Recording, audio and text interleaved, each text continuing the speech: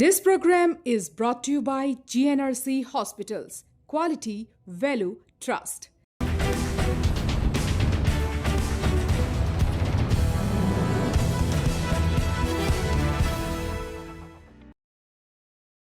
নমস্কাৰ মেজ মেলৰ মজিয়ালে আপোনাক জনাইছোঁ আন্তৰিক আদৰণি প্ৰিয় দৰ্শক মেজ মেলত আজি উপস্থিত স্বয়ং অসমৰ মুখ্যমন্ত্ৰী ডক্টৰ হিমন্ত বিশ্ব শৰ্মা ডাঙৰীয়া আপোনাৰ সাংঘাতিক ব্যস্ততাৰ মাজত আপুনি যে আমাক সময় দিব পাৰিলে তাৰ বাবে ধন্যবাদ মই সদায় আপোনাৰ গোটেই কাৰ্যসূচী দৈনিক দেখি আছোঁ দৈনিক আপুনি 4-5খন মিটিং কৰে তাৰ ওপৰত সেইখিনি ৰাজহুৱা আকৌ চৰকাৰী কাৰ্যসূচীবোৰ আছেই চৰকাৰী আপোনাৰ অফিচত যিবিলাক হয় ৰাতি বহুত দেৰিলৈকে আপুনি কাম কৰি থাকে মই ৰাজহুৱাভাৱে নহয় ঠিক আপোনাৰ জানিবলৈ মন যায় আপুনি শুবলৈ কিমান সময় পায় মোৰ যিটো ইউজুৱেল ৰুটিন 12টা 12:30লৈকে মই অফিচত থাকে আৰু অফিচৰ পৰা যেতিয়া মই ঘৰত যাওঁ তেতিয়া হয় মই কাৰোবাক মাতি থৈছোঁ নহ'লে মোৰ নিজৰ বেচিকেলি মোৰ হোৱাটছআপ মেছেজবিলাকত ৰিপ্লাই দিব লাগে বা যিখিনি কাম মই নেক্সট দিনৰ কাৰণে কৰিব লাগিব তাৰ ওপৰত অকণমান চিন্তা চৰ্চা কৰি লোৱা আৰু ৰাতি অফিচৰ পৰা ঘূৰি লৈ ভাল কৰি এবাৰ গাটো ধোৱা গৰম পানীৰে এই গোটেইখিনি কৰোঁতে মোৰ 2টা বাজে ৰাতি 2টা বাজে আৰু ৰাতিপুৱা কেতিয়া আৰম্ভ হয় 2টা বজাত বিচনাত গ'লে মোৰ এটা ভাল যে মই বিচনাত যোৱাৰ লগে লগে মোৰ টোপনি আহে মই বিচনাত টোপনিৰ কাৰণে ষ্ট্ৰাগল কৰিব নালাগে 2:15 2টাত মই শুলে ৰাতিপুৱা যিহেতু প্ৰধানমন্ত্ৰী ডাঙৰীয়াই যদি আমাক ফোন কৰে তেওঁ 5:30টাৰ পৰা 6টা বজাত ফোন কৰে আচ্ছা তেওঁৰ যিটো টাইমিং সেইকাৰণে বায়'লজিকেলি 5:30টাৰ পৰা 6টাৰ সময়খিনিত নিজে নিজে সাৰ পাই যোৱা যায় আচ্ছা যাতে ফোনটো মিছ নহয় আৰু বিচনাৰ পৰা একজেক্টলি উঠোঁ মই 7টা বজাত আচ্ছা তাৰমানে আপোনাৰ টোপনিৰ সময়ছোৱা 3 ঘণ্টাৰ পৰা 3.5 ঘণ্টাতকৈ 4 আৱাৰ্ছ 4 আৱাৰ্ছ 4 আৱাৰ্ছ হৈ যায় আৰু কেতিয়াবা যদি মনটোৱে কৈ আছে যে আজিতো এনেকুৱা কোনো কথা নাই কাৰো ফোন নাহে তেতিয়ালৈকে হয়তো 7টালৈকে শুনো আপুনি ফোনটো অন কৰি থয় না ফোনটো দুবিধ এটাতো মোৰ লেণ্ডলাইন তলৰ পৰাতো ফোন বাজিবই কাৰণ প্ৰধানমন্ত্ৰী বা গৃহমন্ত্ৰী ডাঙৰীয়াই কেতিয়াও মোবাইলত ফোন নকৰে তেওঁলোকে লেণ্ডলাইন গতিকে তেওঁলোকে লেণ্ডলাইনত ফোন কৰে আৰু মোৰ মোবাইলটো মোৰ লগতে থাকে গতিকে মোবাইলটোতো কোনোবা কিন্তু ৰাতি মই টেলিফোন আহিলে ৰিপ্লাই নকৰোঁ কিন্তু যেতিয়া কাৰোবাৰ মিছ কল দেখোঁ চিফ ছেক্ৰেটাৰীৰ পৰা আহিছে ডিজিপিৰ পৰা আহিছে তেতিয়া কল বেক কৰিব লাগে তাৰমানে কিবা এটা নিশ্চয় আৰ্জেঞ্চি গুৰুতৰ হৈছে কিবা এটা মুখ্যমন্ত্ৰী ডাঙৰীয়া প্ৰসংগ যিহেতু গৌৰৱ গগৈৰ চলি আছে গতিকে আমি সাক্ষাৎকাৰটো গৌৰৱ গগৈৰে আৰম্ভ কৰোঁ কথা হ'ল মই আপোনাৰ কণ্টেণ্ট অথবা কেছটো মেৰিটলৈ মই যাব খোজা নাই মই সুধিব খুজিছোঁ যে আপুনি দেওবাৰৰ দিনা 8 তাৰিখৰ দিনাখন 2.5 ঘণ্টা এখন প্ৰেছ মিট কৰিলে তাৰপিছতো আপুনি দৈনিক এটা নহয় এটা কিবা নতুন নতুন তথ্য দি আছে আপুনি নিজে কেনেকুৱা ধৰণে বুজি পাইছে যে মানুহে জনগণে সাধাৰণ জনগণে গৌৰৱ গগৈ পাকিস্তানৰ এজেণ্ট এই কথাটো কিমান দূৰ পতিয়ন গৈছে বুলি আপুনি ভাবে মানে মই কাকো পতিয়ন নিয়াব নালাগে আৰু পতিয়ন নিওৱাটো মোৰ কাম নহয় কাৰণ এইটো মানুহৰ মাজত লৈ গৈ কিবা পইণ্টছ কোনে স্ক'ৰ কৰিলে এইটো তাৰ মেটছ নহয় দেশৰ নিৰাপত্তাজনিত এটা প্ৰশ্ন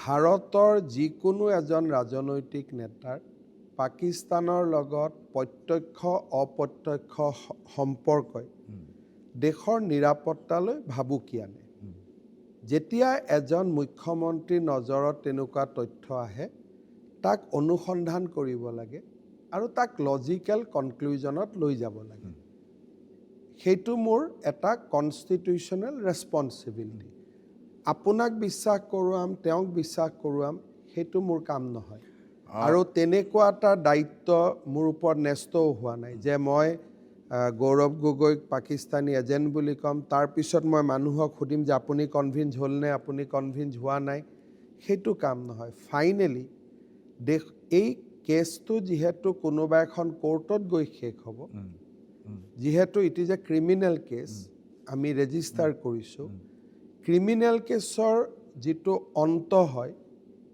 ন্যায়ালয়ত শেষ হ'ব। দুই ধৰণে হ'ব। হয় কোনোবা এটা ইনভেষ্টিগেটিং এজেঞ্চিয়ে ৰিপৰ্ট দিব লাগিব যে তেওঁক আমি একো নাপালোঁ, নহ'লে ৰিপৰ্ট দিব লাগিব যে আমি পালোঁ। গতিকে আল্টিমেটলি আজিৰ পৰা 5, 6, 3, 4 বছৰৰ পিছত ই আদালতৰ মজিয়াতে নিজে শেষ হ'ব। গৌৰৱ গগৈয়ে ৰাজদীপ সৰদেশাইৰ লগত এটা সাক্ষাৎ প্ৰসংগত কৈছে, আপুনি দেখিছে নিশ্চয়? মই চোৱা নাই। তাত কৈছে, প্ৰথম প্ৰশ্নটোৰ উত্তৰতে কৈছে যে যদি গোটেই বিষয়টো ৰাষ্ট্ৰীয় সুৰক্ষাৰ লগত জড়িত বুলি ভাবিছে, তেনেহ'লে গৃহ মন্ত্ৰালয়ে তেওঁলোকৰ এজেঞ্চিৰ দ্বাৰা গোটেই বস্তুটো প্ৰথম অগ্ৰাধিকাৰ ভিত্তিত তদন্ত কৰিব লাগে আৰু ব্যৱস্থা ল'ব লাগে। কিন্তু তাকে নকৰি অসমৰ মুখ্যমন্ত্ৰীয়ে এইটোলৈ ৰাজনীতি কৰি আছে বুলি অভিযোগ আনিছে। আপোনালোকে দুটা কথা, মানে তেওঁক ৰাজদীপ সৰদেশাইয়ে তেওঁক যিহেতু অসমৰ প্ৰেক্ষাপট নাজানে, ৰাজদীপ সৰদেশাইয়ে তেওঁক প্ৰশ্ন কৰিব নোৱাৰিলে। প্ৰথম আজি ইমান দিনে মোক প্ৰত্যাহ্বান জনাই থকা হৈছিল যে আপুনি সদৰি কৰক। আৰু যদি মই সদৰি নকৰিলোহেঁতেন কি ক'লেহেঁতেন যে মুখ্যমন্ত্ৰীয়ে ইমান দিন অসত্য কথা কৈ আছিল। সদৰি কৰাটো মোৰ দায়িত্ব, কিন্তু চৰকাৰী দায়িত্ব আমি পালন কৰিছোঁ। আমি কেছটো মিনিষ্ট্ৰী অফ হোম এফেয়াৰ্ছলৈকে ৰেফাৰ কৰিম আৰু মই নিশ্চিত যে he will be subject to grilling. তেওঁক গ্ৰিল কৰিবই লাগিব, তেওঁক সুধিবই লাগিব কোনে তেওঁৰ পাছপৰ্ট ভিছাখন চেঞ্জ কৰি দিলে, কোনে তেওঁক ৰাৱলপিণ্ডিলৈকে লৈ গ'ল। He has to answer all those question. আৰু টিভিৰ মঞ্চত নহয়, he has to answer before professional police officer. মুখ্যমন্ত্ৰী ডাঙৰীয়া যিটো কাম ময়ো কৰিব পাৰিলোহেঁতেন, কিন্তু মই এইকাৰণেই নকৰিলোঁ কাৰণ যিদিনাখন তেওঁক থানাত মাতিম, বাহিৰত যিটো চোৰ চামাচা হ'ব আৰু মানুহে ক'ব যে আমি পলিটিকেল ভিক্টিমাইজেশ্যন কৰিব খুজিছোঁ, গতিকে মোৰ দৃষ্টিত it should be inquired by a neutral agency. তাৰমানে আপুনি এই কথাটো ক'ব খুজিছে যে SIT-য়ে গৌৰৱ গগৈক নমতাৰ একমাত্ৰ কাৰণ সেইটোৱেই? একমাত্ৰ কাৰণ মই ইলেকশ্যনৰ আগত, কাৰণ মই যিখিনি জানিব লাগিছিল এইখিনি মই জানিলোঁ, জনাবলগীয়াখিনি জনালোঁ, কিন্তু কেছটো লজিকেল কনক্লুজনলৈকে যদি CBI লৈ যায় বা কেছটো লজিকেল কনক্লুজনলৈকে যদি NIA লৈ যায়, তেতিয়া কোনেও ক'ব নোৱাৰিব যে ইয়াত পলিটিকেল হৈছে বুলি। সেইকাৰণে আমি প্ৰাইমা ফেচি মেটেৰিয়েলখিনি পোৱাৰ লগে লগে, including the press conference of Gaurav Gogoi, য'ত তেওঁ বহুত কথা নিজে এডমিট কৰি পেলালে যে মোৰ পত্নীয়ে দৰমহাটো পোৱা সঁচা, মই ইছলামাবাদ যোৱাটো সঁচা, মই কৰাচীত যোৱাটো সঁচা, তেওঁতো গোটেইখিনি কৈ পেলালে। ভাৰতৰ ৰাজনীতি কৰা পৰিয়ালৰ ব্যক্তি এজন বা ভাৰতৰ পলিটিচিয়ান এজন পাকিস্তানত যাব কিয়? আজিলৈকে কোনজন কংগ্ৰেছ দলৰ MP গৈছে? Unless he is a foreign affairs minister or কিবা ক্ৰিকেটৰ দায়িত্বত আছে। আজিলৈকে মই BJPক বাদ দিছোঁ, কংগ্ৰেছ দলৰ কোন মানুহ আজিলৈকে পাকিস্তানত গৈছে? পাকিস্তানত যোৱাত বাধা আছে, সাংঘাতিক বাধা। He is a enemy country. We fought 3 wars। পাকিস্তানতো আমাৰ মানুহে ভিছা পায়। কোনো ভিছা পাকিস্তানে দিব, কিন্তু আমাৰ মানুহে নাযায়। আমাৰ মানুহক ভিছা খুজিলে পাকিস্তানে ভিছা দিব, চাইনাৰ ভিছা খুজিলে দিব, কিন্তু আমি শত্ৰু ৰাষ্ট্ৰ এখনত কিয় যাম? পাকিস্তান, আপুনি ইণ্ডিয়ান যেতিয়া ছিকিউৰিটি পলিচিটো পঢ়িব, তাত লিখা আছে Pakistan is a nation of concerned. সেইটো হয়, তো আপুনি পাকিস্তানত যাব কিয়? তাত কি আছে? এনিমি প্ৰপাৰ্টি এক্টতো পাকিস্তানৰ সেইটো ৰেফাৰেঞ্চ আছে। Pakistan is considered to be enemy country. আপুনি যেনেকৈ কৈছে ইংলেণ্ডত যোৱাৰ আপত্তি কি, আমেৰিকাত যোৱাৰ আপত্তি কি, পাকিস্তানত যোৱাৰ প্ৰথম আপত্তিটোৱে হ'ল যে that is our enemy country without a logical reason. যাব পাৰে যে মই তাতে ৰড পোষ্টিং হ'লোঁ, মই তাতে IBত পোষ্টিং হ'লোঁ, মই এম্বেচিত পোষ্টিং হ'লোঁ, বা মোৰ ক্ৰিকেট মই খেলোঁ, তাতে মোৰ টেষ্ট মেচ পৰিলে, ওৱান ডে পৰিলে। People goes to Pakistan in exceptional circumstances. Extraordinary circumstances আৰু পাকিস্তানত কোনো অৰ্ডিনাৰী বা অৰ্ডিনাৰী চিটিজেন এজন গ'লেও আমাৰতো এজেঞ্চিয়ে তেওঁলোকৰ ওপৰত ছাৰ্ভিলেঞ্চ ৰাখে। আমাৰ এজেঞ্চিয়ে কেনেকৈ ছাৰ্ভিলেঞ্চ ৰাখিব? তেওঁ পাকিস্তানতহে যাব, ভাৰততো এম্বেচিবিলাকত আমাৰ এম্বেচি মানে অমনিপ্ৰটেণ্ট এম্বেচিটো নহয় যে আমাৰ ইয়াৰ পৰা কিমান মানুহ যাব পাকিস্তানত গৈ চকু ৰাখিব। পাকিস্তানত আমাৰ চকু ৰখাৰ ইনষ্ট্ৰুমেণ্টটো কি? কিয় আমাৰ এজেঞ্চি ডেফিনেটলি 10-15 জন মানুহ আছে তাতে। আমাৰ এজেঞ্চিয়ে তাত গৈ কেনেকৈ খবৰ ৰাখিব পাৰে? তেতিয়াহ'লেতো চবেই কৰিলহেঁতেন, ইমান দিনটো দাউদ ইব্ৰাহিম ক'ত আছে ধৰিয়ে উলিয়ালোহেঁতেন। পাকিস্তানৰ ভিতৰত কি হৈছে কি হোৱা নাই এনিমি কাণ্ট্ৰি এখনত ভাৰতে কেনেকৈ গম পাব? এনেকুৱা ধৰণৰ অদ্ভুত যুক্তি দিলেতো ডাঙৰ ঘটনা হ'ব। ভাৰতৰ কিছুমান চোৰাংচোৱা থাকিব, স্পেচিফিকেলি স্পটাৰ থাকিব, যোনে নেকি কোনোবা আৰ্মিক প্ৰিফাৰ কৰি আছে, কোনোবাই পাকিস্তানৰ নিউক্লিয়াৰ এছেটক ছাৰ্ভিলেঞ্চত ৰাখিছে, কোনোবাই পাকিস্তানৰ পলিটিকেল ঘটনাবিধি তদন্ত কৰি আছে। কিন্তু পাকিস্তানত সোমাই যোৱাৰ পিছত এজন ভাৰতীয় ভাৰত চৰকাৰে কেনেকৈ খবৰ ৰাখিব? আচ্ছা, এইটো মই নাজানো যে মানুহৰ মগজুত কি ধৰণৰ কথাই ক্ৰিয়া কৰে। এজন যেতিয়া মানুহ ভাৰতত সোমাই যাব, পাকিস্তানে ভাৰতত সোমোৱাৰ পিছত মানুহজনক কেনেকৈ খবৰ ৰাখিব? পাকিস্তানৰ নিজা এজেঞ্চি আছে, ভাৰতৰ মই ওলোটাই কৈছোঁ যে আজি আমি দুজনে যে কথা পাতি আছোঁ, ইয়াত যদি এজন পাকিস্তানী নাগৰিক বহি থাকিলেহেঁতেন, তেওঁ যে আমাৰ লগত কথা পাতি আছে এইটো পাকিস্তান চৰকাৰে কেনেকৈ খবৰ ল'ব? এতিয়া ভেলিড পাছপোৰ্ট আৰু ভিছা লৈ যাব, বৰ্ডাৰত এণ্ট্ৰিটো হৈ যাব যে তেওঁ সোমাইছে পাকিস্তানত। সোমোৱাৰ লগে লগে সোমোৱাৰ লগে লগে ইণ্ডিয়ান এজেঞ্চিয়ে ঘূৰি অহাৰ পিছত প্ৰশ্ন কৰিব লাগিছিলে। ডক্টৰ মনমোহন সিঙৰ গভৰ্ণমেণ্টৰ দিনত তেওঁক প্ৰশ্ন কৰা নহ'ল। যিটো আমি পইণ্ট ৰেইজ কৰিছোঁ, তেওঁ যেতিয়া পাকিস্তানত গ'ল, ঘূৰি আহিলে, ভিছা ষ্টাম্প লগাই আহিছে, তেওঁক ডিব্ৰিফিঙৰ কাৰণে কিয় মতা নহ'ল? তেতিয়া ইণ্ডিয়ান এজেঞ্চিয়ে তেওঁক সুধিব লাগিছিলে কথা। আলী তৌকিৰ শ্বেখ 13 বাৰ ইণ্ডিয়াত আহিলে with attorney general of Pakistan. আপুনি কৈছে, প্ৰেছ কনফাৰেন্সত কৈছে। এলিজাবেথ কলবান গগৈয়ে 13 বাৰ Pakistan Bharat up and down কৰিছে। কোনো ইণ্ডিয়াত কোনো মানুহে আজিলৈকে কৰা নাই 13 বাৰ Pakistan up and down. Gaurav গগৈৰ এবাৰ, কিন্তু তেওঁৰ পত্নীয়ে 13 বাৰ আপ এণ্ড ডাউন কৰিছে। ইমানখিনিৰ পিছতো তেওঁ সোধা নহ'ল। মনমোহন সিঙৰ চৰকাৰ আছিলে, they have not been subjected to interrogation. সেইকাৰণে মই বাৰে বাৰে মোৰ প্ৰেছ কনফাৰেন্সত কৈছোঁ যে this network is not completed without identifying another powerful person in Delhi, যোনে তেওঁলোকক চিল কৰিছিলে। যদি তৰুণ গগৈ ল'ৰা বুলি কৰিছিলে ডিফাৰেণ্ট কথা, যে ঠিক আছে CM-ৰ ল'ৰা, বা মনমোহন সিঙৰ হাতত যদি কিবা বেলেগ ইনফৰ্মেশ্যন আছিলে যাৰ কাৰণে তেওঁক মতা নাছিলে, বা তেতিয়াৰ IB চিফৰ হাতত যদি কিবা বেলেগ ইনফৰ্মেশ্যন আছিলে বেলেগ কথা। কিন্তু আপুনি দেখিছে যে অপাৰেশ্যন সিন্দুৰৰ পিছত ইউটিউবাৰ এগৰাকী পাকিস্তানত গৈছিল, IB-য়ে তেওঁক এৰেষ্ট কৰিছে। পাকিস্তানত যোৱাৰ লগে লগে we should have asked for a debriefing. মোৰ যিমান দূৰ মনত পৰে, আপুনি নিশ্চয় পঢ়িছে my country my life, Lalkrishna আদৱানীৰ। লালকৃষ্ণ আদৱানী পাকিস্তানত জন্ম হৈছিলে আৰু তেওঁ ইয়ালৈ আহি তেওঁলোক মাইগ্ৰেট কৰিলে ইয়ালৈ পাৰ্টিশ্যনৰ সময়ত। তাৰপিছত কিন্তু তেওঁ অৰ্ডিনেৰী চিটিজেন হিচাপে পাকিস্তানলৈ গৈছে। পাকিস্তানত তেওঁ অৰ্ডিনাৰী চিটিজেন হিচাপে নহয়, তেওঁ ইণ্ডিয়াৰ লিডাৰ অফ অপজিশ্যন হিচাপে গৈছে, আৰু with information to all concerned তেওঁ জিন্নাৰ সমাধিটো গৈছিল। আৰু সেইবিলাক কথা টিভিত ওলাই আছে। Indian journalist was accompanied with them. It was not a secret visit. Do you think that this was a secret visit? মানে গৌৰৱ গগৈৰ ভিজিটটো চিক্ৰেট ভিজিট? মই নাজানো যে আপোনাৰ দৰে এজন সন্মানীয় সম্পাদকে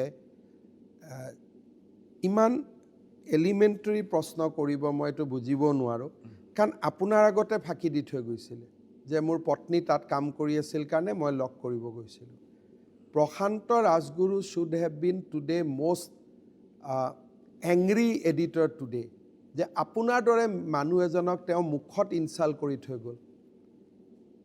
আপুনি আজি মোক যিখিনি প্ৰশ্ন সুধিব লাগিছিল মই উল্টাই আপোনাক সুধিব লাগিছিল যে যিজন মানুহে আপোনাক ইনচাল্ট কৰি থৈ গ'ল সেই মানুহজনক আপুনি বেনিফিট এটাও দিব নেকি? নাই মই সুধিব খুজিছোঁ মই এইটোকে কৈছোঁ, was it a secret visit? Is it a open visit? How do you define it? এটাওতো ছ'চিয়েল মিডিয়া পোষ্ট নাই, এটাওতো ফেচবুক পোষ্ট নাই যে মই ইয়াত ঘূৰিলোঁ, মই ইয়াত গ'লোঁ। সেই 10 দিনৰ তেওঁ আগদিন আগলৈকে ফেচবুকত এক্টিভ আছিলে, ঘূৰি অহাৰ পিছত এক্টিভ। মাজৰ 10 দিনৰ কথাখিনি তেওঁতো আজিও কোৱা নাই আপোনাক যে ডে 1 মই লাহোৰত গ'লোঁ, ডে 2 মই ইছলামাবাদত গ'লোঁ, ডে 3 মই অমুকত গ'লোঁ। তেওঁতো আজিও 10 দিনৰ ডায়েৰীখন অসমৰ ৰাইজক দিয়া নাই। SIT যদি মাতিলেহেঁতেন নিশ্চয় ক'লে তেওঁতো দিব লাগিব। হাইপথেটিকেল নহয়, তেওঁতো হি হেজ টু। আপুনি ধৰি লওক যে ইণ্ডিয়ান এজেঞ্চিৰ হাতোৰাৰ পৰা তেওঁ ওলাবই নোৱাৰে, তেওঁ এইটো দিবই লাগিব 10 দিন। ক'ত আছিলে, ক'ত গৈছিলে, কোনে তেওঁক ভিছাখন আনি দিলে, তাততো এম্বেচি নাই। পাকিস্তানততো পাকিস্তানৰ এম্বেচি নাথাকে। তে লাহোৰত তেওঁ কাক এপ্লাই কৰিলে? তেওঁ ক'লে মই মেইল দিলোঁ, মেইলৰ কপিটো ক'ত? সিদিনাখন তেওঁ যিটো ডেঞ্জাৰাছ প্ৰেছ কনফাৰেঞ্চ কৰিলে, হি লেভ so much loopholes. তেওঁ এখন মেইল দিয়া বুলি ক'লে, মেইলখন কাক দিলে? দিল্লীত দিলে নে ক'ত দিলে? কাৰণ পাকিস্তান এম্বেচি দিল্লীতহে আছে। তেওঁ লাহোৰত মেইলখন কাক দিলে? সেইটো মই বুজি পালোঁ। কোনে তেওঁক ৰিপ্লাই দিলে মেইলখনৰ? সেইটো মেটাৰ অফ, সেইটো হৈ যায়, সেইটো ওলাব। তেওঁ মেইলখন দেখুৱাব লাগিব। তাৰপিছত মেইলখন দিয়াৰ পিছত কোনোবা স্পেচিয়েল মানুহ এজন আহিব লাগিব ফিজিকেলি। দেন ইণ্টেৰিয়ৰ মিনিষ্টাৰে যিখিনি লেটাৰ দিলে সেই লেটাৰখনত কি লিখিলে? He should produce the letter. তেওঁৰ ভিছাতে ষ্টাম্প মাৰা আছে যে interior ministry allowed this visit white letter number so' and so'. He should produce the copy of that letter. তাৰপিছত তেওঁ ইছলামাবাদ গ'ল, কৰাচী গ'ল, আণ্ডাৰ স্পেচিয়েল ডিছপেনচেশ্যন। তাৰপিছত তেওঁ ক'লে যে মই তক্ষশিলা গ'লোঁ। তক্ষশিলা ক'ত? ৰাৱালপিণ্ডি। ৰাৱালপিণ্ডিৰ কাৰণে ভিছা নাই। তাৰমানে ইছলামাবাদৰ পৰা তক্ষশিলা 50 or 60 কিলোমিটাৰ তেওঁ কাৰ গাড়ীত গ'ল? পুলিচ বা আৰ্মিৰ গাড়ীত নগ'লেতো তেওঁক ধৰিলেহেঁতেন। সেইটোতো আপোনাৰ এজামশ্যন। নাই, এজামশ্যন নহয়, it is a fact. Visa নোহোৱাকৈ ক'ৰবাত যাব পাৰে নেকি?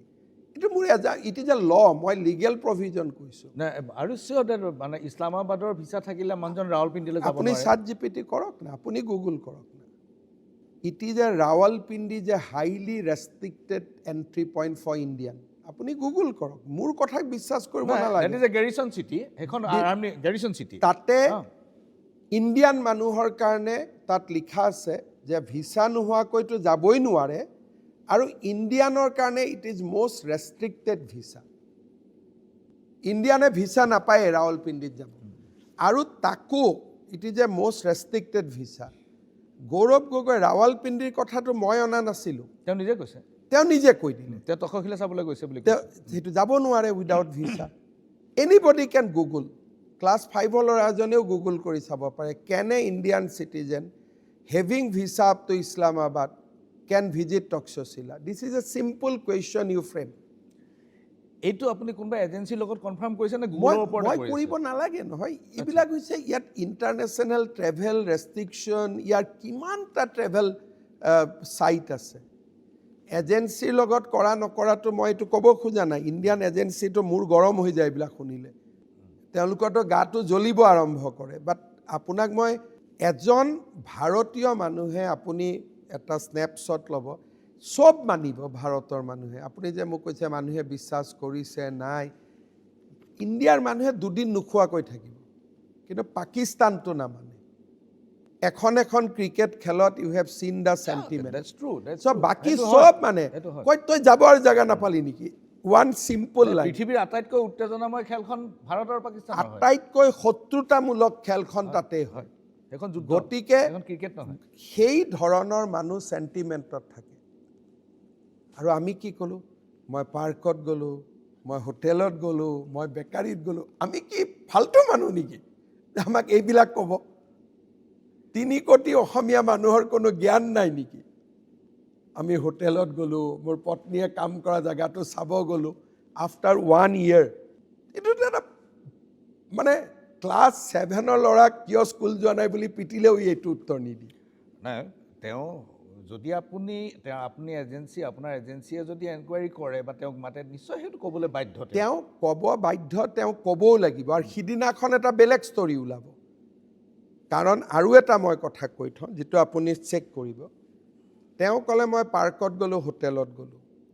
তেওঁ যিদিনাখন লাহোৰত যায়, সিদিনাখন লাহোৰত এটা বহুত ডাঙৰ ডেমনষ্ট্ৰেশ্যন হৈছিলে।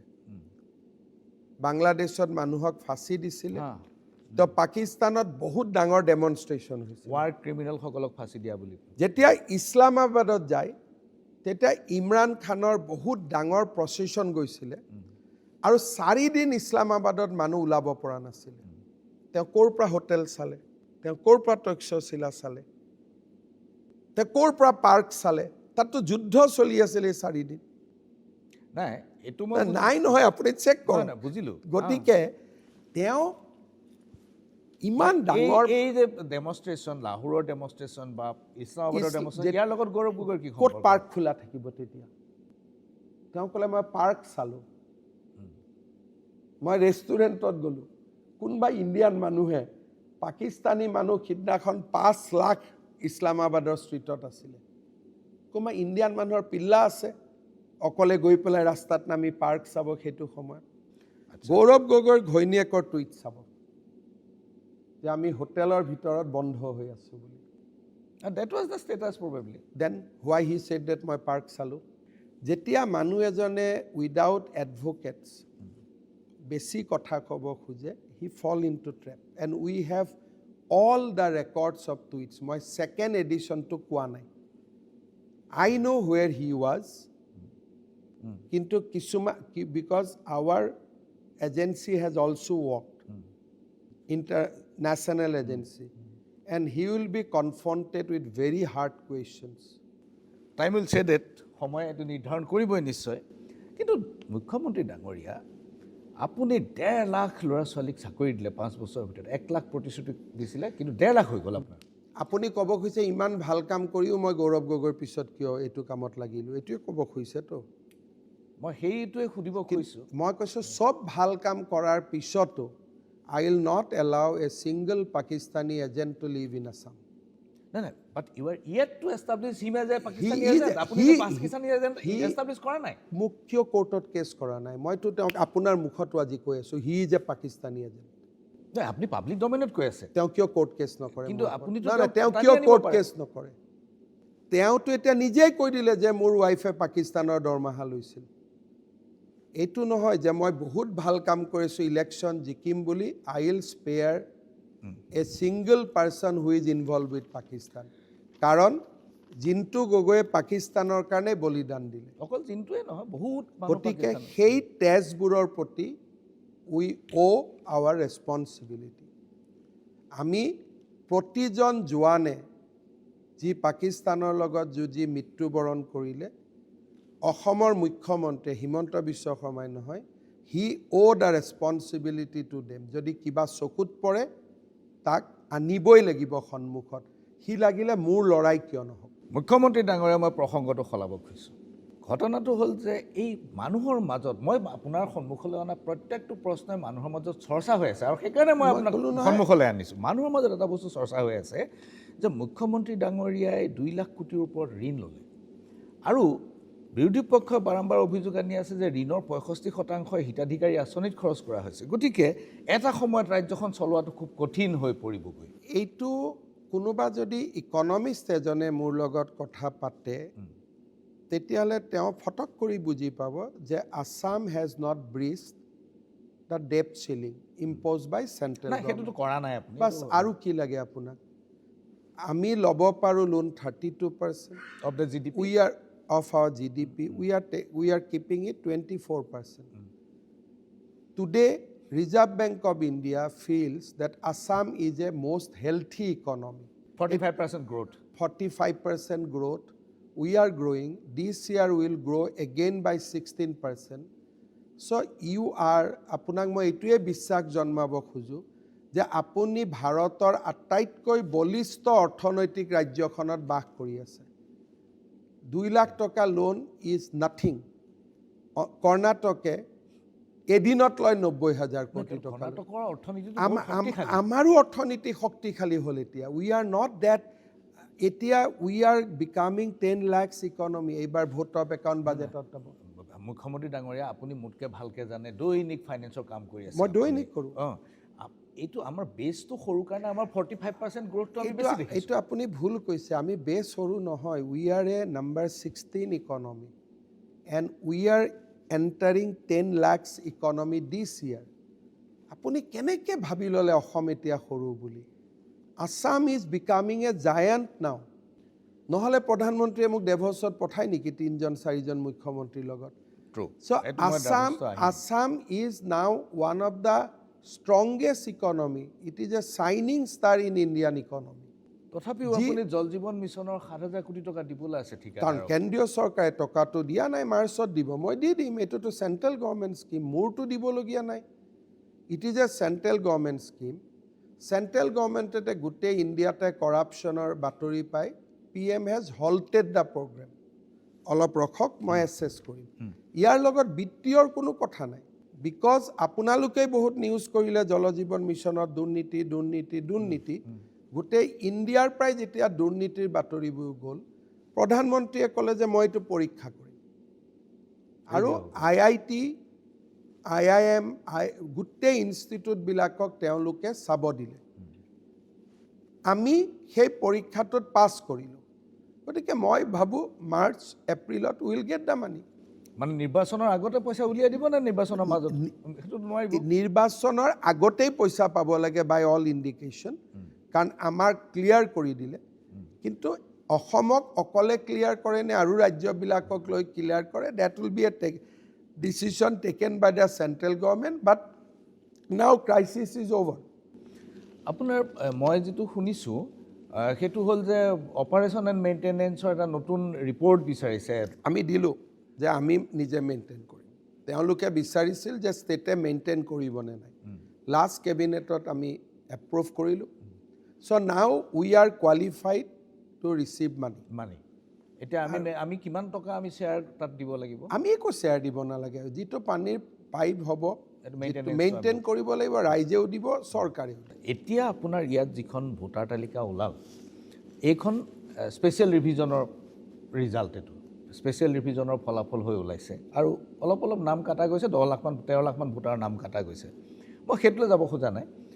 অসমত SIRটো হ'ব নিদিলে কিয়? SIR কৰিব লাগিব। এতিয়াতো SIR কৰিলে NRCৰ লগত কনফ্লিক্ট হৈ যাব। SIRখনত যেতিয়া আমি কৰিম, তাত এটা বস্তু থাকিব, SIR পৰা মই নাম বাদ দিলোঁ, কিন্তু তেওঁৰ নামটো NRC আছে। সেইকাৰণে ইলেকশ্যন কমিশ্যন অফ ইণ্ডিয়াই কৈছে যে NRCৰ পাব্লিকেশ্যনৰ পিছত SIR হ'ব লাগে, নহ'লে NRCখন পাব্লিছ এতিয়া নহয় বুলি গভৰ্ণমেণ্টে আমাক জনাব লাগে। বা NRCখন সম্পূৰ্ণ অকাৰ্যকৰী, যে this is not a valid document. Either you say it is a valid document or you say it is not a valid document, so' that আমি SIR কৰিব পাৰোঁ। ইলেকশ্যন কমিশ্যনে এটৰ্নি জেনেৰেলৰ পৰা অপিনিয়ন ল'লে। এটৰ্নি জেনেৰেলে ক'লে যে যিহেতু NRCখনৰ ওপৰত সিদ্ধান্ত হ'ব বাকী আছে আৰু বহুত ৰাজ্যত SIR হোৱা নাই, কেইটামান দিন ইলেকশ্যন কমিশ্যনে অপেক্ষা কৰক। কিন্তু SIRত যি কাম হ'লহেঁতেন, মোটামুটি SRত একেখিনি কামেই হৈছে। ইলেকশ্যন কমিশ্যনে SIR কৰিব নোৱাৰা কাৰণেই SR কৰিলে আৰু 13 লাখ মানুহৰ নাম ভোটাৰ তালিকাৰ পৰা কাটিলে। আগত কোনো ৰিভিজনতে ইমান কৰিব পৰা নাছিল। মই এই কথাটো জানিব this is one of the highest deletion in Assam history. 13 lakh মানুহৰ নামটো 5 লাখটো বেলেগ বেলেগ। 5 লাখ মান মানুহটো মৃত আৰু 5 লাখৰ ডাবল ডুপ্লিকেশ্যন। আগতে ডাঙৰ কথাটো যে মৃত মানুহখিনিৰ নাম থাকি যায় আৰু কিছুমান কমিউনিটিত মৃতক মানুহৰ ভোট পৰে। SIR মানে কি? বাৰে বাৰে ইলেকশ্যন কমিশ্যনে কৈ আছে যে ভোটাৰ তালিকাৰ শুদ্ধিকৰণ। শুদ্ধিকৰণ মানে কি? মৰা মানুহৰ নাম যাব, 2 জেগাত থকা মানুহৰ নাম যাব, আৰু যদি কোনোবা বিয়া হোৱা ছোৱালীয়ে দুখন গাঁৱত নাম ৰাখিছে বা দুখন ৰাজ্যৰ চ' আমি 13 লাখ তেনেকুৱা মানুহক আইডেণ্টিফাই কৰিলোঁ যোনে লোকসভাত হয়তো তাৰ আধাই ফেক ভোট দিছিল কিন্তু যেতিয়া আপুনি NRC প্ৰসংগটো আনিব আৰু SIR লগত যাতে তাৰ কনফ্লিক্ট নহয় তাৰ যাতে কোনো ধৰণৰ দ্বন্দ্ব নাথাকে সেইটো নিশ্চিত কৰিবৰ কাৰণে আপুনি এতিয়া NRC পুনৰীক্ষণ বিচাৰিছিলে 8% আৰু 10%।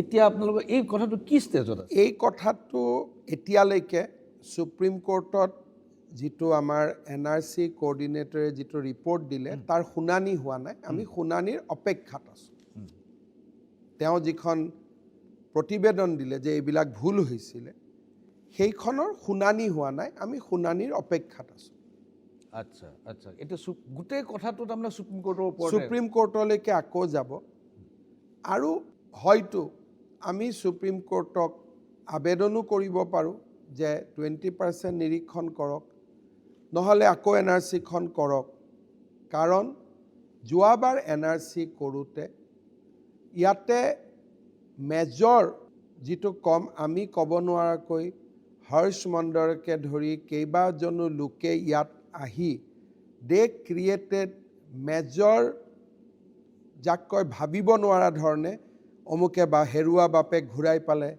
হেৰুৱা মামাক ঘূৰাই পালে এনেকুৱা এটা কৰি পেলালে যে মানুহে ধৰিবই নোৱাৰিলে অসমীয়া মানে নিউজে কৰি থাকিলে যে বাপেক পুতেকৰ মিলন মামাক ভাগিনীয়েকৰ মিলন কিন্তু এইবিলাক বাপেক পুতেক নাছিল নামবিলাক একে আছিল চ' দে স্পইল দ্য এণ্টায়াৰ প্ৰচেছ যাৰ প্ৰমাণসহ এতিয়া আমাৰ NRC কোঅৰ্ডিনেটৰে সুপ্ৰিম কোৰ্টত দিছে গভৰ্ণমেণ্ট অফ আছামেও এফিডেভিট দিয়াৰ সুযোগ আছে NRC coordinator act on behalf of government of Assam কিন্তু NRC কোঅৰ্ডিনেটৰটো সুপ্ৰিম কোৰ্টে হেৰি কৰিছিলে NRC কোঅৰ্ডিনেটৰক সুপ্ৰিম কোৰ্টে কৈছিল যে you will work under me but he was not appointed by supreme court he was appointed by governor of Assam তাৰমানে NRC কোঅৰ্ডিনেটৰে দিয়া এফিডেভিটখন আমাৰ ষ্টেটৰ aphid আমাৰ উকিলে ক'ব লাগে যে আমাৰ ডিফাৰেণ্ট এফিডেভিট একো নাই উই ছাপৰ্ট দিছ এফিডেভিট সেই কথাটো আপুনি যেতিয়া কোৰ্টত মেটাৰটো আহিব আমিতো তাতকৈ বেছিয়ে ক'ম কাৰণ NRCৰ ওপৰত আমি এফিডেভিট দিব নোৱাৰোঁ কাৰণ NRCখন আমিতো দেখাই নাই গভৰ্ণমেণ্টক সুপ্ৰিম কোৰ্টে কৈছে don't share the NRC with government till it is securities ensured গতিকে আমিতো দেখাই নাই আমি কি এফিডেভিট দিম আমি শুনা কথাৰহে এফিডেভিট দিম আপুনি দেখা মানুহজন হৈছে NRC কোঅৰ্ডিনেটৰ আৰু তেওঁ যিখন এফিডেভিট দিছে সেইখনক আমি ছাপোৰ্ট কৰিব লাগিব নহ'লেতো সুপ্ৰিম কোৰ্টে আমাক সুধিব তোমালোকে NRCখন ক'ত দেখা পালা NRC কোঅৰ্ডিনেটৰে আপোনাৰ এজেঞ্চিক এই কথাটো কৈছে নেকি যে NRCখনত গণ্ডগোল আছে এফিডেভিটত কৈছে it is A public record তেওঁ এফিডেভিট দিছে যিটো ইট ইজ অন ৰেকৰ্ড তেওঁ কোনো এজেঞ্চিক কোৱা নাই তেওঁ ডিৰেক্টলি সুপ্ৰিম কোৰ্টক এফিডেভিট দিছে যিখন আপুনিও সুপ্ৰিম কোৰ্টৰ পৰা চাৰ্টিফাইড কপি এটা লৈ আহিব পাৰে আপুনি আজি দীৰ্ঘদিন ধৰি পেলাই অভিবাসী মুছলমানৰ বিৰুদ্ধে সমাজ ৰাজনৈতিক অৰ্থনৈতিক সকলো ধৰণৰ এটা কেম্পেইন এটা কৰি আছে এতিয়া কথাটো হ'ল যে অভিবাসী মুছলমানসকলৰ যিটো কৰ্মদক্ষতা ইয়াৰ সমান্তৰালভাৱে খিলঞ্জীয়া এক কৰ্মদক্ষ শক্তি কেনেকৈ ইমাৰ্জ গুৱাহাটী উত্তৰ গুৱাহাটী ব্ৰীজখনটো আধা আমাৰ ল'ৰাই কৰিছে বগীবিলৰ দলংখনটো মিচিং ল'ৰা ছোৱালীয়ে কৰিছে এইটো এটা এডভাৰটাইজহে অসমীয়াই এইটো যে কথা মানুহে কয় তেওঁলোকে আমাৰ ল'ৰা ছোৱালীবিলাকক কিবা অকামিলা কৰি দিলে নেকি তাৰমানে আজি ইমান বছৰ আমাক তেওঁলোকে খুৱাই আছিল নেকি কেনেকুৱা প্ৰশ্ন আপোনালোকেও কৰে বা কোনে কৰে তেওঁলোকৰ কি কৰ্মদক্ষতা আছে এটা বিল্ডিং বনাব নোৱাৰে ক্ৰেছ হৈ যায় এটা ফিনিচিং কৰিব নোৱাৰে আৰু খিলঞ্জীয়া ল'ৰা ছোৱালী আমাৰ চব কৰিব পাৰে আমাৰ ল'ৰা ছোৱালীয়ে কিয় কৰিব নোৱাৰে আমাৰ ল'ৰা ছোৱালীয়ে শ্ৰম কৰা নাই আমাৰ ল'ৰা ছোৱালীয়ে ৰিক্সা চলোৱা নাই আমাৰ ল'ৰা ছোৱালীয়ে অটো চলোৱা নাই এইটো ক'ৰ পৰা আহিলে যে আমাৰ ল'ৰা ছোৱালীয়ে কাম কৰিব নোৱাৰে তাৰমানে ডিব্ৰুগড় শিৱসাগৰত ল'ৰা ছোৱালীয়ে দেউতাক মাকক ৰখুৱাই নাই আজিলৈকে তাততো তেওঁলোক নাই তাৰমানে আপোনাৰ মতে ডিব্ৰুগড় শিৱসাগৰত আমাৰ ল'ৰা ছোৱালীয়ে কামেই কৰা নাই দেউতাক মাকক খুৱাই নাই যিবিলাক মেজৰ প্ৰজেক্টত কাম কৰি থকা কণ্ট্ৰেক্টৰবিলাকে সাধাৰণতে অভিবাসী মুছলমানৰ এতিয়া মই তেওঁলোকক মাতি আনি কৈছোঁ যে you have to change it তেওঁলোকৰ লগত মোৰ মিটিং হৈ আছে ৰেগুলাৰলি। মই কৈছোঁ আপোনালোকে চেঞ্জ কৰিব লাগিব, নহ'লে মানুহবিলাক গৈ নাহা হয়। মাজুলীত যদি 200জন মানুহ ধুবুৰীৰ পৰা যায়, যেতিয়া এটা কাম হ'ব, দুটা কাম হ'ব, লাহে লাহে ঘৰটো পাতি ল'ব, মাজুলীৰ জনগাঁথনিৰ পৰিৱৰ্তন হ'ব। গতিকে মই কণ্ট্ৰেক্টৰবিলাক কৈছোঁ যে do not go' for cheap option. মই সেইবিলাকো পাতি থাকোঁ। মোৰ ইয়াত কণ্ট্ৰেক্টৰবিলাকক মই পায়ে মাতি আছোঁ যে ক'ত অসমীয়া বড়ো ল'ৰাই কাম নকৰে, মিচিং ল'ৰাই কাম নকৰে, ৰাভা ল'ৰাই কাম নকৰে, আমাৰ ডিমাচা ল'ৰাই কাম নকৰে, কাৰ্বি ল'ৰাই কাম নকৰে, এই কথাবিলাক ক'ৰ পৰা তেওঁলোক সোমাই আছে। আমি যিহেতু তেওঁলোকক 2 টকা দিলে হয়, আমাৰ ল'ৰাক 4 টকা দিব লাগিব, সেইকাৰণে কণ্ট্ৰেক্টৰবিলাকে তেওঁলোকক ইগন'ৰ কৰা আৰম্ভ কৰিলে। চিপ লেবাৰ। আমাৰ মানুহে চাহ বাগিচা চলাই থকা নাই জানো আজি 200 বছৰ? গতিকে এই কথাবিলাক এটা প্ৰচাৰ আছিলে, কোনো চিফ মিনিষ্টাৰে ফ্ৰণ্টত নকৈছিলে। ক'ৰবাত ধৰ্ম নিৰপেক্ষতাৰ সমস্যা আহি যাব, মোক কৈ থাকিব দিয়ক, 10 বছৰত চেঞ্জ হৈ যাব। চাহ বাগিচা চলোৱা কথাটো যেতিয়া আপুনি আনিছে, আমাৰ অসমত এতিয়া ক্ষুদ্ৰ চাহ বাগিচাৰ প্ৰডাকশ্যন 52%, টোটেল প্ৰডাকশ্যনৰ 52% তেওঁলোকে উৎপাদন কৰে। কিন্তু তেওঁলোকৰ বছৰত 2-3 বাৰ এই অভিযোগটো আহি যায় যে তেওঁলোকে প্ৰাইচটো নাপায়। যেতিয়া আমি ফটোষ্টেট খুলিলোতো চবেই ফটোষ্টেট খুলিম, সমস্যা হ'ব। এতিয়া আমি তেওঁলোকক কৈছোঁ যে do not push the market with surplus. তোমালোকে ইমান উৎপাদন কৰা যিমান বজাৰত লাগে, তাৰ উপৰিও আজিকালি নেপিয়াৰকে ধৰি ক্ষুদ্ৰ চাহ খেতিয়কে চাহৰ বিনিময়ত যিমান পাব, there are alternative things which are emerging. যেনেকৈ কাৰ্বি আলঙত আমি নেপিয়াৰ কাল্টিভেশ্যন কৰিব খুজিছোঁ, নেপিয়াৰৰ পৰা বায়'ফুৱেল হয়। এতিয়া ডাঙৰ ডাঙৰ কোম্পানীবিলাকে অইল ইণ্ডিয়াকে ধৰি বায়'ফুৱেল কৰিব খুজিছে। Next revolution in Assam will be on napier. Small tea গ্ৰ'ৱাৰ্ছবিলাকে দুদিন পিছত নেপিয়াৰ কৰিব। চাহ খেতি আমি কেতিয়া কৰিছিলোঁ যেতিয়া ধানত দাম নাপাইছিলোঁ, এতিয়া চৰকাৰে ধানত দাম দিয়া আৰম্ভ কৰিছে। গতিকে অন্তত এতিয়া ধাননি পথাৰক আমি চাহ টি গাৰ্ডেন কৰিব নালাগে, বিকজ ধানত বেছি দাম পায়, মাষ্টাৰ্ডত বেছি দাম পায়। আৰু অসমীয়া ল'ৰা ছোৱালীবিলাকে কৰিছে। যোৱা বছৰ আমি অলমষ্ট 10 লাখ মেট্ৰিক টন আমি চাউল কিনিছোঁ, ধান কিনিছোঁ। কিন্তু শদিয়াত যে আলু পেলাই দিব লগা অৱস্থাটো, আলু পেলাবতো নালাগে, পেপচিৰ লগত কথা পাতিলে হ'ল। পেপচি আলু কৰি চিঞৰি আছে। পেপচিৰ লগত বহুতে টাই আপ কৰিছে, তেওঁলোকেও কৰিব লাগে, কোনোৱে গাইড দিয়া নাছিলে। আপোনাৰ কোল্ড চেইনৰ অভাৱ কিন্তু বহুত। কোল্ড চেইনে আমাক নিদিয়ে, because the cost of electricity আৰু বজাৰত এইটো নিমিলে। মই শিঙিমাৰীত কোল্ড ষ্ট'ৰেজ কৰিছিলোঁ, নোৱাৰিলোঁ, কাৰণ তাত যিটো AC মেইনটেইন কৰিব লাগে ক্ষুদ্ৰ খেতিয়কে নোৱাৰে। কিন্তু আলুৰ কাৰণে খালি পেপচিৰ লগত কথা পাতক, পেপচিয়ে যিমান আলু অসমত হয় সিমান ল'ব।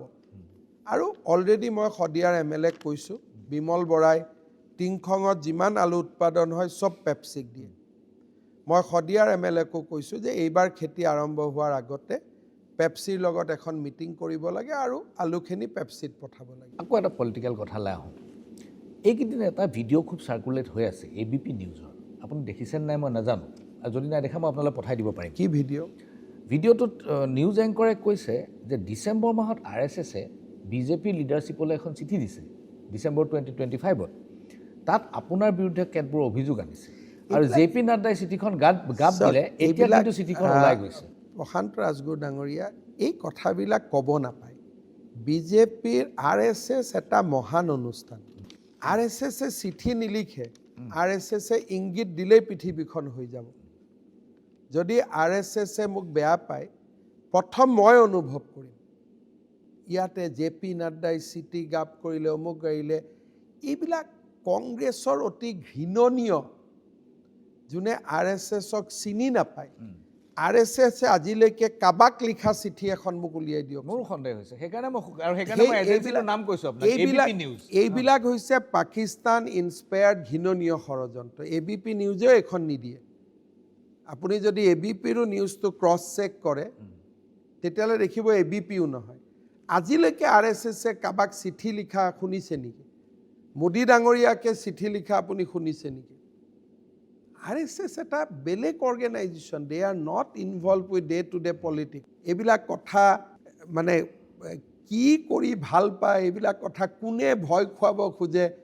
যদি আপুনি ভাবে যে এইবিলাক কথা হিমন্ত বিশ্ব শৰ্মাই ভয় খাব, ইউ আৰ ডায়েলিং এ ৰং নাম্বাৰ। মই সেইকাৰণে আপোনাক সেইকাৰণে কৈছোঁ যে মানুহে কেতিয়াবা কাৰেক্ট নম্বৰ, মই সত্যাসত্যতা কোৱা নাই, ইনডাইৰেক্টলি আপুনি মোক ভয় খুৱাব খুজিছে। মই আপোনাক এইটোকে কৈছোঁ, মই এইটো কোৱা নাই। ABP নিউজক কোট কৰি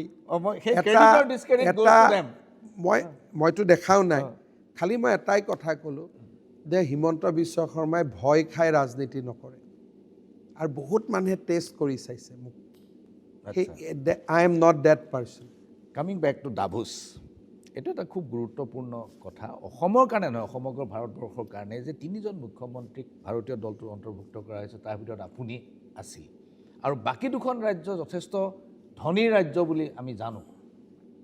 মুখ্যমন্ত্ৰী ডাঙৰীয়া, আপুনি ডাভোছ ভ্ৰমণটোৱে আৰু ৱৰ্ল্ড ইকনমিক ফৰামত আপোনাৰ উপস্থিতিটোৱে আপোনাক আৰু ৰাজ্যক কেনেকৈ মানে প্ৰথম কথা হ'ল, world economic forum is a forum where people discuss about the future economy, যে 10 বছৰ পিছত বিশ্ব অৰ্থনীতি কেনেকুৱা হ'বগৈ পাৰে। So' it is a, for me personally, it is a enriching experience, যিটো মই অসম বা ভাৰতত ইমান ডেফটত যাব পৰা নাই। 20 তাৰিখে ইণ্ডিয়াত AI ছামিট হ'ব। গুগলে 3জন মুখ্যমন্ত্ৰীক চিলেক্ট কৰিছে, য'ত নেকি গুগলে ইণ্টাৰেক্ট কৰিব, অপেন ফৰাম, চন্দ্ৰবাবু নাইডু, দেৱেন ফাডনাবিছ আৰু অসমৰ মুখ্যমন্ত্ৰী। These are outcome of Assam's, not Devas, Assam's growing importance. আপুনি কৈছে অসম সৰু অৰ্থনীতি কৰ্ণাটকৰ তুলনাত, কিন্তু we are beating Karnataka in next 5 years. The way Assam is growing, অসমৰ ইকনমিক পাৱাৰটো আপোনালোকে এতিয়াও অনুমান কৰিব পৰা নাই। We are growing last 5 years continuously at 14-16%. আৰামত আমি আঁচনি কৰি আছোঁ, এদিনো অভাৰড্ৰাফ্টত যোৱা নাই। আৰামত আমি ইটোৰ পিছত সিটো 1.5 লাখ ল'ৰাক চাকৰি দিছোঁ, কাৰো দৰমহা এদিনৰ কাৰণেও ব্লক হোৱা নাই। 3,000 কোটি টকাৰ দলং ষ্টেট গভৰ্ণমেণ্টে বনাব পাৰে নেকি? খুনাখুটিৰ ওপৰত দলং অসমে বনাব পাৰে নেকি? বাট উই আৰ ডুইং, আমি ষ্টেটৰ টকা দি কৰিছোঁ, we are doing. Today we are A giant economy. আপুনি মানি কণ্ট্ৰলত এটা নিউজ চাব যে পাৰ কেপিটা ইনকামত উইদিন 2 years আমি বেংগলক পিছ পেলাম। পাৰ কেপিটা ইনকামত বেংগলতকৈ আমি বেংগলতকৈ within 2 years will surpass Bengal. Bengal কিমান জিঅ'গ্ৰাফিকেলি ডাঙৰ, আমি ক'ত? চ' এইখন অসমক লৈ বৰ্তমান মানুহে গৌৰৱ কৰিব লাগে। উই হেভ গান ইন টু ডিফাৰেণ্ট লিগ। মুখ্যমন্ত্ৰী ডাঙৰীয়া, এইবাৰ দেখা গৈছে নিৰ্বাচন যেতিয়া ওচৰ চাপিছে, দেখা পাইছে আপুনিও, কৈছেও আপুনিও, যে প্ৰত্যেকটো সমষ্টিতে এইবাৰ বিজেপিৰ প্ৰাৰ্থী 5জন-6জনকৈ আহিছে। কালি পৰহি নোহোৱা হৈ যাব। 16-17 তাৰিখে আমাৰ অবজাৰভাৰ যাব, ভোটিং কৰিব। এই চিলেকশ্যন প্ৰচেছটো কেনেকুৱা হ'ব? আমাৰ ভোটিং হয় মণ্ডলত। আমাৰ এখন ইলেক্টৰেল কলেজ আছে 70-80 পিপুলৰ, প্ৰত্যেক সমষ্টিত। 16-17 তাৰিখে বিজেপিৰ দিল্লীৰ পৰা অহা অবজাৰভাৰসকলে আৰু 2-এজন অসমৰ, নিজৰ ডিষ্ট্ৰিক্টত নহয়, তেওঁলোকে যাব, তেওঁলোকে ভোটিং কৰিব। ভোটিঙৰ লগত ইলেকশ্যন কমিটিখনে নিজৰ ভিউ দিব, ষ্টেট ইলেকশ্যন কমিটিয়ে।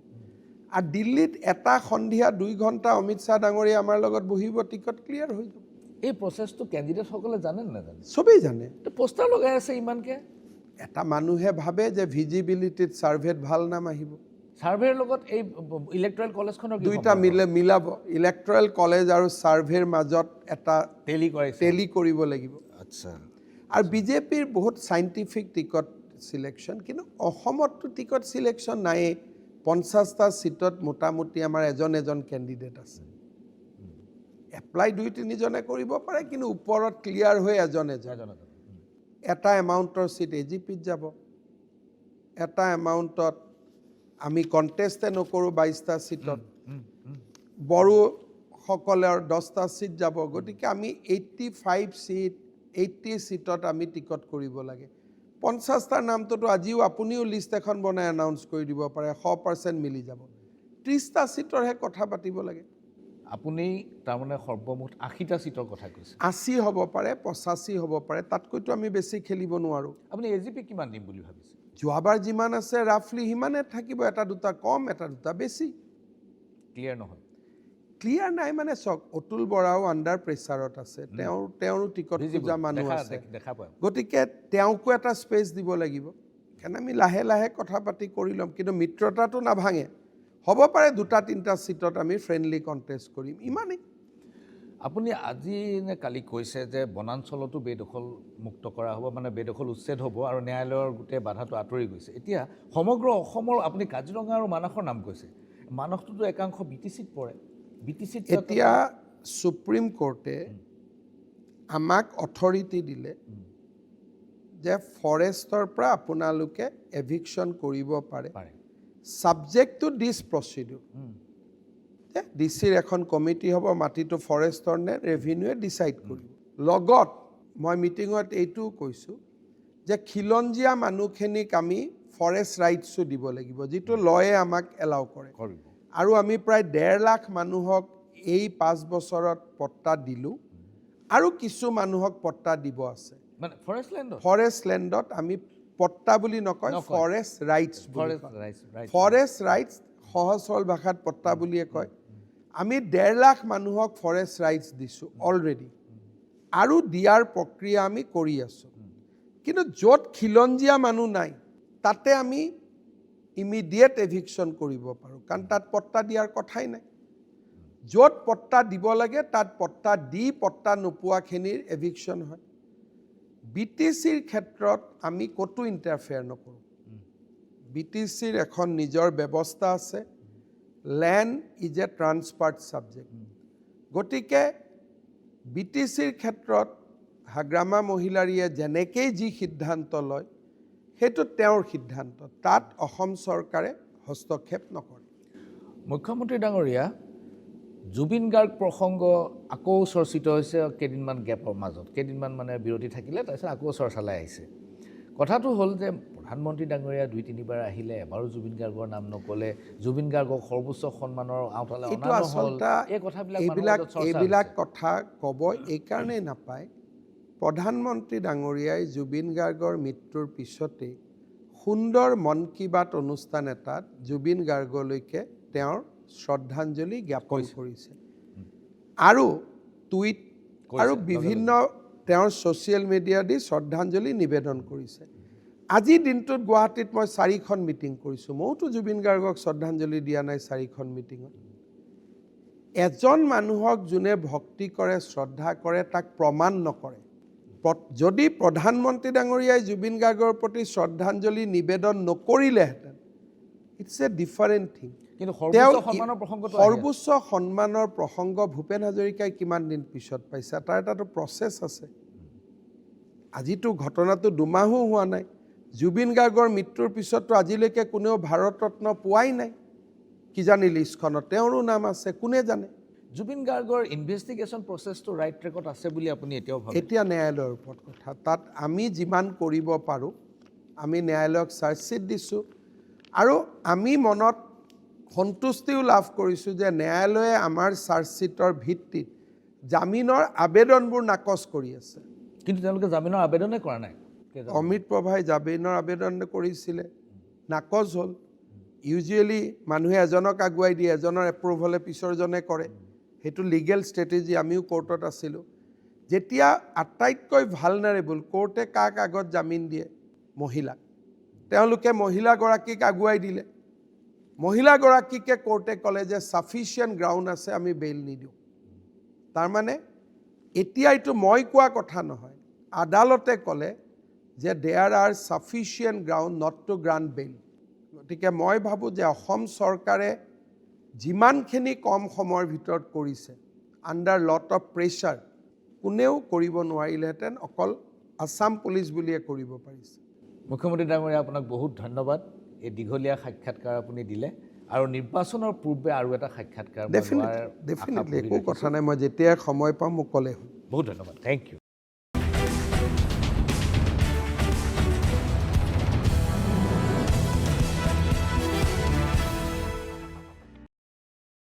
This program was brought to you by GNRC Hospitals. Quality, Value, Trust.